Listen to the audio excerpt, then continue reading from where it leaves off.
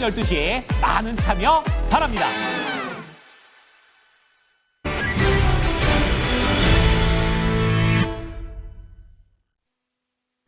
쓰리포인트로 이어보겠습니다. 마감현증권송에서는 다양한 전문가들의 이 다양한 시각으로 또 여러분들의 마무리 전략 도와드리는데요. 김근우 전문가는 어떤 포인트들 보고 있을지 만나보겠습니다. 전문가님 안녕하세요. 네, 안녕하세요. 김근우입니다. 예, 오늘은 포인트 3가지에다가 목표가 도달 종목까지 꽉 차게 내용을 준비를 해주셔가지고 좀 빠르게 보겠습니다. 첫 번째 포인트 살펴보죠. 늘 첫 번째로 크게 또 숲부터 봐주시잖아요. 오늘도 글로벌 증시, 우리 증시의 상대적인 약세에 대해서 많이 투자자분들이 좀 의아해하시면서도 힘들어 하시는데 특히나 또 오늘은 강한 반등, 지난주 마지막 거래일 뉴욕 증시는 또 큰 폭의 하락이었습니다. 계속된 이런 디커플링 현상에서 어떤 점들을 우리가 좀 취해야 될지 이 부분 해석을 좀 해주실까요? 네, 일단 우리 증시의 입장에선 사실 안 좋을 건 없습니다. 왜냐하면 미국 증시가 쭉 올라갈 때 우리는 못 따라갔던 측면들이 있었고 또 미국 증시가 조정을 받는 와중에 우리가 또 올라가는 측면들 결국은 어느 정도 레벨이 좀 맞춰지는 형태가 지금은 또렷해지고 있는데 이 지점은 제가 지난주에도 비슷한 의견을 드렸을 거예요. 이게 미국이 내려오더라도 우리 증시는 지금 레벨에서 더 안 내려갈 가능성이 높다. 락바텀에 대한 가능성이 상당히 높다라고 이야기를 드렸고 기존에 보여줬던 디커플링의 추세가 쭉 이어지는 형태가 아무래도 지속이 될 가능성이 높다라고 얘기를 드렸었는데 지금 유사하게 나오고 있는 거는 저는 개인적으로 괜찮게 보고 있다라고 의견을 드릴 수 있겠고요. 여기에는 다양한 게 있겠지만 뉴욕 증시가 왜 내려가고 있는가를 보면 트럼프 대통령이 트럼프 이제 당선인이죠. 당선인이 당선된 다음에 사실 한번 오버슈팅이 나왔어요. 이미 랠리가 나왔던 시장에 좀 더 뭐랄까 기름을 끼얹은 이런 효과가 지속이 되고 있는데 사실 해당 지점을 가지고 상당히 오버슈팅이라는 게 중론이었습니다. 특히 트럼프라는 키워드에 작용했던 소수의 기업들이 강하게 상승을 해줬기 때문에 이 점이 되돌려져야 되는 작업이 필요하다라고 좀 보고 있었거든요. 그 지점이 진행되고 있다라고 볼 수 있겠고 이 진행되는 와중에 중요한 어떤 트리거로 작용됐던 거는 파월 의장의 입이었습니다. 사실 이제 12월 FOMC가 이제 남아 있는데 12월에서도 인하를 해야겠다라고 원래부터 얘기해 왔었어요. 근데 지금에 와서 하는 얘기를 보게 되면은 금리 인하의 속도를 좀 조절할 필요가 있겠다. 그러니까 지금 당장 금리 인하를 빠르게 해야 될 필요 있나? 신중하게 봐야 되지 않나? 이런 의견을 내고 있는 거거든요. 실제로 이제 지난주에 11월 FOMC 이후에는 원래 연준 위원들이 한 명씩 이렇게 차례차례 연설을 합니다. 파월 의장이 이런 이야기를 공식적으로 시사했기 때문에 이제 CME 상품거래소, 시카고 상품거래소 기준으로 보게 되면은 금리 동결 가능성이 12월에 거의 40%까지 올라왔어요. 그러니까 이런 지점들이 우리가 봐야 되는 건데 그러면 이제 금리를 맞출 수는 없습니다. 어차피 지금 12월에 돼서도 11월 말에도 데이터들을 더 봐야 되고 이 데이터를 가지고 FOMC는 가장 최근 데이터를 밀접하게 보고 또 결과를 내릴 건데 금리는 맞출 수 없지만 기조 정도는 우리가 알 수 있거든요. 그러니까 이런 겁니다. 금리 인하 출발했으니까 이제 원웨이로 금리 인하 해야지가 사실 중론이다라면은 지금은 사이사이 태클이 들어오고 있고 이게 미국 증시가 흔들림 아닌 흔들림을 가져갈 수밖에 없는 트리거로 작용을 했고 트리거가 이제 트럼프 당선인이 등장된 이후에는 좀 더 세게 작용되고 있는 형태라고 보실 수 있겠고요. 우리 증시 같은 경우는 사실 레벨이 굉장히 낮습니다. 지수 자체가 굉장히 낮은 포인트이기 때문에 어떤 형태로든지 좀 이끌어줘야 될 필요성이 있는데 제가 두 번째 주제에서 삼성전자 얘기도 말씀드릴 테지만 오늘 이제 금융당국에서 이야기했죠. 밸류업 펀드 2천억을 집행하는 걸로 오늘 날짜로 집행이 시작되고 있고요. 추가로 이제 3천억 추가 편성 얘기도 나옵니다. 우리 여기서 봐야 되는 게 뭐냐면 사실 밸류업 펀드와 밸류업 지수는 완전한 밀집도가 있는 형태는 아니에요. 근데 여러분 자세히 들여다보시면 금융당국이 어떤 의도로서 밸류업 지수에 포함되어 있는 업종이라든지 종목들을 편입했는지는 알 수가 있습니다. 그럼 이랬을 때 밸류업 펀드가 시장에 들어와서 어떤 작용을 일으킬 때 긍정적인 작용을 일으킬 때 타겟되는 종목군들이 아무래도 대형주 중에서도 그리고 우량주 중에서도 주가가 많이 퍼포먼스가 나오지 않았던 종목군에 좀 집중될 가능성이 있기 때문에 이것도 우리가 관심 있게 봐야 되지 않을까. 시장은 전반적으로 우리 시장은 괜찮고요. 뉴욕 시장은 좀 더 조정 나올 가능성이 있기 때문에 좀 유심히 봐야 되겠다. 이렇게 의견을 압축해 보도록 하겠습니다. 네, 그래서 우리 증시의 달라진 모습 이런 배경이 있었네요. 이 금리를 바라보는 시선도 금리 인하기다라는 표현이 아니라 예전과는 그 강도라든지 속도에 대해서 약간은 좀 달라질 수 있을 가능성. 국내에서도 이 밸류업 펀드 뉴스가 나와서 그나마 좀 다행입니다. 우리 증시 하락에 좀 브레이크를 잡아주고 있습니다. 조금 더 깊게 들어가겠습니다. 두 번째 포인트에서는요, 종목인데요. 우리 증시 못 가는 원인 가운데 하나로 이 삼성전자의 부진을 꼽는 분들도 상당히 많으셨죠. 그런데 지난 금요일 장 마치고 나서 삼성전자 대규모의 자사주 매입 계획을 발표를 하면서 분위기가 확 달라진 모습을 보여주고 있습니다. 그런데 금요일에 일정 부분 선반영됐다라는 시각도 있고 오늘도 일단은 오름세를 나타내고는 있는데 이것이 어느 정도까지 그 효과가 지속될 것인가 여기에 대해서 그리고 삼성전자의 근본적인 이 내용은 바뀐 게 없기 때문에 어떻게 평가를 해야 될까요? 네, 좋은 이야기를 주셨다라고 생각이 듭니다. 우선 삼성전자에서 공시한 내용을 정확히 보면요. 자사주는 10조 원 정도 규모로 1년 동안 매입을 할 건데, 소각은 일단 공시한 거는 앞으로 3개월 이내에 3조 원 정도는 매입해서 소각하겠다라고 이야기를 했단 말이에요. 네, 이런 지점은 뭐 당연히 긍정적입니다. 삼성전자가 뭐 1억짜리, 뭐 1000억짜리 기업이 아니죠. 우리나라 1등 기업이기 때문에 지수 입장에서도 상당히 긍정적인 바가 있죠. 그리고 이게 그러면 지속성을 어느 정도 가질 거냐인데, 앵커님이 이런 말씀 주셨잖아요. 내용이 바뀐 게 없다. 저는 여기에 좀 포인트를 둬야 되는 게, 내용이 바뀐 게 없는데 너무 많이 내려갔어요. 그러니까 이런 겁니다. 삼성전자가 내용이 뭐가 막 추가돼서 올라갔냐, 그게 아니에요. 엔비디아 콜테스트 통과했나요? 안 했습니다. 그러면 당연하겠지만 레거시에 집중되어 있는 매출 비중도 똑같고요. 사업부별로 뭐 짧게는 차이가 있습니다만은 큰 틀에서 바뀐 건 거의 없죠. 근데 이 7월부터 해서 거의 원웨이로 너무 많이 하락을 했기 때문에 제자리로 가는 시간이 좀 필요한 겁니다. 근데 이게 재료가 붙어가지고 크게 가는 형태를 띠는 가능성보다는 우리가 봐야 되는 거는 지금부터 이거 V자 반등 나올까요? 그러면 내려간 만큼 이렇게 갈까요? 이거는 사실 기대하기가 좀 쉽지 않다라고 봐요. 그래서 지금 오늘 갭상승 올라간 거 뭐 잘 지켜주고 있습니다만은 올라갔으면 또 조정받고 올라갔으면 조정받고 뭐 이런 형태가 나올 가능성이 상당히 높다라고 저는 판단합니다. 그래서 이런 사이클 와중에 우리가 봐야 되는 거는 삼성전자에 추가로 나오는 재료들이 어떤 게 들어올지 HBM 관련해서도 내용이 많이 남았잖아요. 지켜봐야 될 필요가 있겠고 또 하나 중요한 점은 오늘 보게 되면 삼성전자 그룹주들이 좋아요. 뭐 삼성생명이라든지 뭐 대주주니까 제가 삼성생명 같은 경우는 실제 추천주로 드렸었는데 삼성생명은 재료가 하나 더 추가가 된 겁니다. 삼성전자의 자사주 매입이라는 재료가 여기 삼성화재, 삼성 SDS 뭐 이런 종목들이 다 퍼포먼스가 좋죠. 물론 장 초반에 세게 올라갔던 거에 비해서는 조금 반납을 하고 있긴 합니다만은 저는 얘네들이 다 V자 반등으로 쭉쭉쭉 가는 형태보다는 조정 나오면서도 꾸준히 자기 역할을 하러 가지 않을까라고 생각이 들어요. 여기에 삼성물산까지도 좀 포함할 수 있을 것 같은데 이런 게 있죠. 예를 들어서 여기에 그러면 삼성 그룹주들은 안 내려갔냐. 사실상 삼성생명을 제외하고는 올라간 기업이 없습니다. 그래서 전반적으로 분위기 자체를 좀 끌어줄 수 있는 트리거가 발생했기 때문에 삼성전자 그룹주들이 V자 반등보다는 천천히 우상향할 가능성이 한 번 더 점쳐질 수 있는 거고 왜냐면요. 실제로 여기 있는 기업들이 실적이 빠져서 내려간 게 아닙니다. 실적이 빠졌다기보다는 오히려 삼성전자가 내려가니까 동반 하락했던 이런 모멘텀 플레이적인 측면이 강하기 때문에 오히려 저는 좀 조정이 나오면 괜찮게 봐야 되는 섹터 중에 하나로 봐야 되지 않을까 좀 판단을 하고 있어요. 그래서 삼성전자 그룹주와 수급이 좀 묶여 있는 것들이 좀 특이점이다라고 볼 수 있겠고 또 하나는 아무래도 삼성전자가 올라가니까 우리가 기대하는 바는 반도체예요. 근데 삼성전자가 올라가는 이번 사이클에 어제 전일자 오늘 해서 상승이 나오는 거에는 사실 반도체 이슈가 붙은 건 없습니다.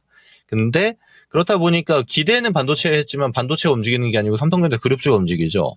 네, 이럴 때 저는 반도체에서도 좀 선별된 측면들을 볼 필요가 있다고 보는데 예를 들면 지금 실적 좋은 그리고 STY 소송에서도 좋은 성과를 만들어냈다가 주가가 좀 올랐다가 지금 조정받는 애가 이제 HPSP예요. 그리고 디램이나 낸드 같은 경우는 이번 4분기에 판가부터 시작해서 아무래도 업황이 좀 안 좋아질 가능성이 상당히 높은데 HPSP는 거의 유일하게 괜찮을 가능성이 높게 점쳐지는 기업입니다. 그래서 지금처럼 반도체 올라가는 거 아니야? 하고 주목받았다가 빠질 때 좀 기회로 볼 수 있는 종목들 중에 하나다라고 판단할 수 있겠고요. 여기에 더불어서 지금 엔비디아에서 블랙엘 리스크가 좀 나오고 있죠. 열 관리가 잘 안 된다. 그래서 데이터 센터에서 이거 제대로 못 쓰는 거 아닌가 하는 이런 리스크 아닌 리스크도 나오고 있습니다. 그래서 오늘 또 꿈틀꿈틀 하는 게 뭐 GST라든지 뭐 K엔솔 이쪽도 보면은 굉장히 많이 빠졌어요. 네, 이쪽도 보면은 이 바닥에서 좀 꿈틀꿈틀하는 형태가 있죠. 저는 그래서 반도체는 우리가 좀 선별화해서 봐야 된다. 그래서 아무래도 우리가 메모리에 좀 국한되어 있다 보니까 좀 레거시 쪽 종목들이 많은데, 레거시 쪽 종목들은 보면은 낙폭 과대는 마찬가지입니다만은 상승해 볼 만한 이 모멘텀을 좀 미비하게 갖춰 있는 경우가 많아요. 그러니까 좀 부족하죠. 그래서 지금은 아무래도 반도체 전반적인 상승 기대감보다는 좀 특이점이 있는 기업들, 말씀드렸던 HPSP나 KN솔, GST처럼 액침 냉각 관련 기업들이 오히려 저가에서는 반등 줄 가능성이 상당히 높을 수 있기 때문에 좀 선별화해서 반도체를 봐야 될 필요가 있겠다라고도 의견을 드려보도록 하겠습니다. 요즘 반도체는 본업 외적으로 좀 노이즈라든지 호재가 나올 때가 좀 있어서 삼성전자는 호재 쪽이었다면은 지금 말씀해 주신 액침 냉각 쪽은 미국의 슈바컴, 이 슈퍼마이크로 컴퓨터 오를 때 같이 또 올랐던 경향이 있는 그런 대표적인 종목군들도 있는데요. 슈바컴은 또 회계 조작 이슈 때문에 한창 홍역을 앓고 있는데 여기서 자유로울 수 있을까요? 사실 이 액침 냉각이라는 키워드는 이제 슈퍼마이크로 컴퓨터는 아무래도 서버하는 곳이기 때문에 추종하죠. 똑같이. 어떤 걸 추종하냐면 엔비디아를 추종하는 겁니다. 우리가 이 엔비디아의 칩의 가장 큰 리스크로 꼽는 게 전력을 많이 소모하게 하는 것과 그리고 열 관리가 안 된다는 것이거든요. 그래서 엔비디아를 추종한다는 형태로 본다라면은 추종하는 하나의 기업이었던 슈마컴은 지금 좀 악재가 겹쳐 있는데 큰 상관이 없다라고 저는 개인적으로 봅니다. 왜냐하면요, 우리 액침 냉각 관련 기업들 같은 경우는 이미 많이 빠져 있었기 때문에 그거를 소화하는 과정까지 가지 않을 가능성이 상당히 높고, 그리고 지금 일단 주도주권이 아니죠. 그 말인즉슨 이제 단기 퍼포먼스가 나오더라도 전혀 이상하지 않습니다. 대금이 많이 몰려있지 않기 때문에 좀 소외된 형태에서 한 10% 또는 15% 정도 순간 급등이 나올 가능성도 상당히 높다라고 재료상으로는 판단할 수 있어가지고 별개로 보셔도 되겠다고 의견 드리겠습니다. 좋습니다. 다음 넘어가겠습니다. 마지막 포인트로는요, 바이오를 주셨어요. 바이오 섹터 내에서도 종목이 워낙에 오늘은 희비 엇갈림 나타납니다. 호재를 하는 HLB 등 급등세 나타냅니다. 리보세라닙과 관련된 기대감 다시 한번 또 불씨가 살아나는 모습이고요. 제약바이오도 이번에 트럼프 2.0에서 자유로울 수는 없나 봅니다. 보건복지부 장관의 이 백신에 대해서 상당히 좀 회의적인 임무를 지명했다라는 내용이 나오면서 비증시에서 관련된 종목 흔들리던데요. 오늘 CDMO 쪽, 이쪽이 삼성바이오로직스를 비롯해서 좀 조정을 받고 있습니다. 각각의 투자 의견 주신다면요?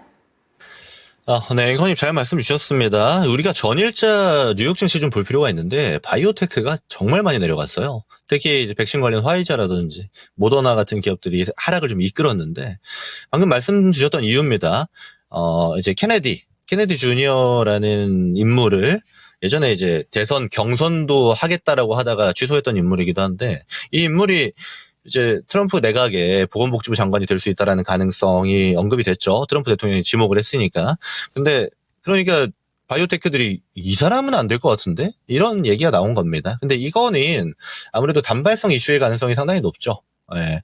왜냐하면 트럼프가 기존의 바이오에 대해서 가지고 있던 스탠스는 굉장히 긍정적이었습니다. 그리고 이 긍정적이었던 게 당연히 이제 같이 후보였던 해리스도 긍정적이다 보니까 대선이랑 상관없이 바이오는 좋겠는데 이런 의견이 많았던 거거든요. 그래서 저는 좀 단기 노이즈라고 좀 판단을 하고 있고, 그래서 그걸 토대로 바이오테크들이 조정 나올 때 오히려 타겟할 수 있지 않을까? 저는 개인적으로 이렇게 보고 있는데, 그 지점도 같이 좀 말씀을 드리자면요. 우선 HLB 오늘 좀 얘기를 드려야 될 것 같아요. HLB는 이제 하얼빈 병원에 이제 임상 시험하고 있었던 캄렐리 주맙과에 같이 했죠. 그래서 HLB의 리보세라닙과 캄렐리 주맙의 병용 투여요법을 실시하고 있었던 게 하얼빈 병원이었는데, 여기에 FDA가 직접 왔습니다. 그래서 임상 시험이 어떻게 진행되고 있는지, 툴이 FDA에 맞는지, 기존에 CRL이 이게 안 돼서 CRL 보냈던 거거든요. 보완 요청서를. 된다라고 이제 했죠. 그래서 더 이상 보완을 요청할 게 없다라고 결과치를 발표했기 때문에 HLB 입장에서는 상당히 이제 긍정적이고, 과거에도 사실 FDA 승인이 거의 될 것 같았어요. 우리가 5월이었죠. 근데 이게 빠그라지면서 주가도 좀 강하게 레벨이 좀 낮아졌는데, 저는 어느 정도 좀 열렸다고 봅니다. 여기서 열렸다는 건 이제 주가의 상방이 좀 열렸다고 판단을 하고요. 그리고 또 하나 봐야 되는 게, 이게 HLB에서 이 간암 치료제에 대한 리보세라닙의 통과 이슈도 있지만 적응증 확대도 지금 열심히 하고 있거든요. 그러니까 이상 들어가 있는 게 지금 폐암이랑 대장암인데 이쪽 데이터도 좋아요. 그래서 보통 이제 암 치료제 같은 경우는 최근 트렌드가 적응증을 얼마만큼 가져가느냐가 하나의 퍼포먼스 중에 하나가 되는데 HLB는 그 지점에서도 상당히 잘 하고 있다라고 판단을 하고요.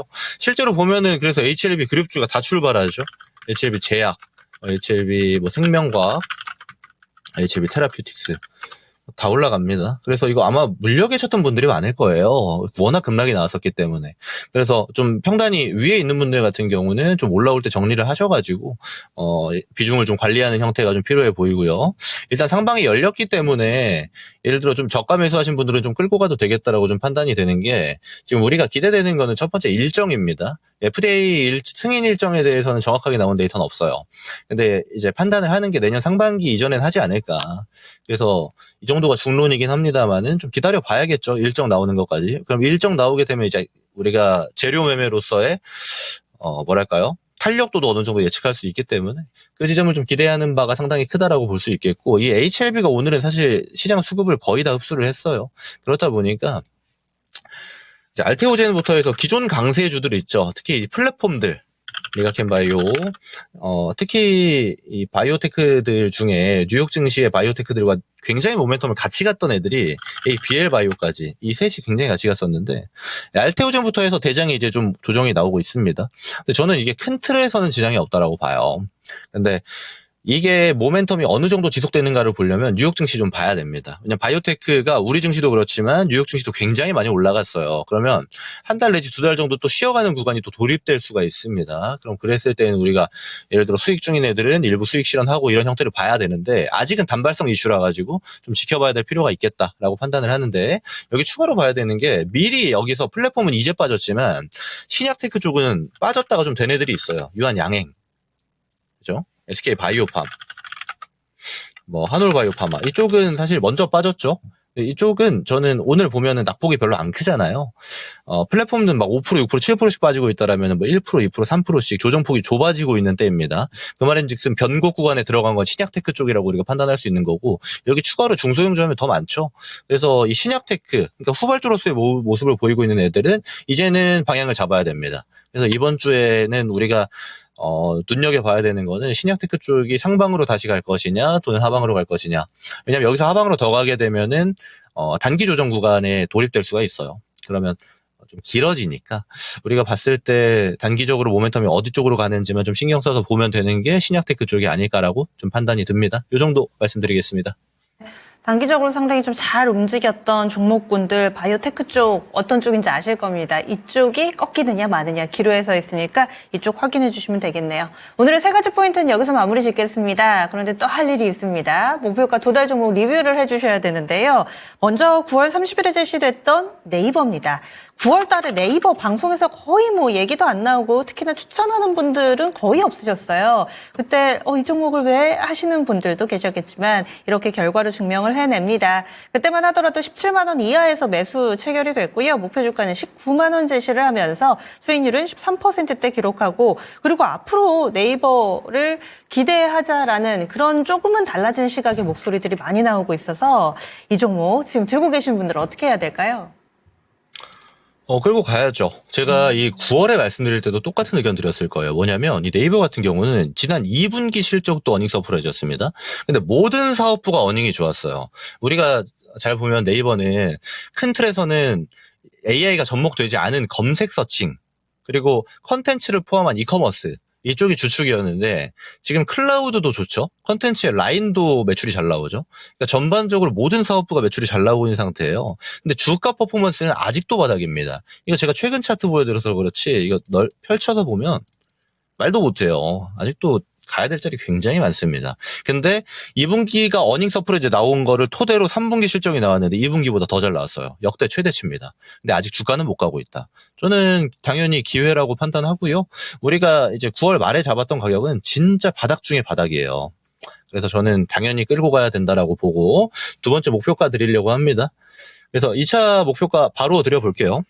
저는 21만 원 구간, 21만 원 구간까지 단기적으로 볼 수 있겠다라고 말씀을 드려보도록 하겠습니다. 네, 깔끔하게 홀딩 의견 드립니다. 21만 원으로 목표가 상향 조정이고요. 네이버였습니다. 다음 두 번째 종목 한화 시스템. 한 주 전에 1차 목표가 도달했습니다. 라면서 2차 목표가를 제시를 해주셨는데 금세 도달을 했습니다. 2차로 제시된 목표가가 3만 원이었죠. 그리고 한때는 3만 200원까지 터치를 하면서 수익률이 60%를 넘어서고 있습니다. 1차 도달하는 데까지는 한 달 정도 걸렸는데 2차 도달하는 데 일주일 걸렸습니다.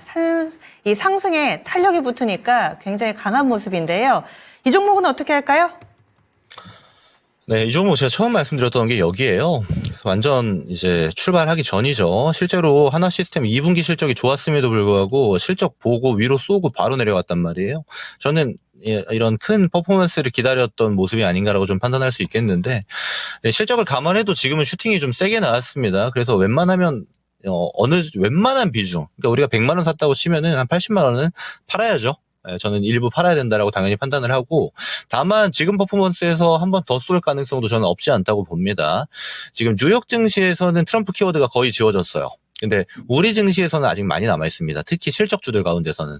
그래서 이렇게 실적 베이스의 하나그룹, 하나 시스템, 하나오션 이쪽은 일부 비중, 소액 비중 같은 경우는 좀 더 들고 가도 되겠다고 보고 있고요.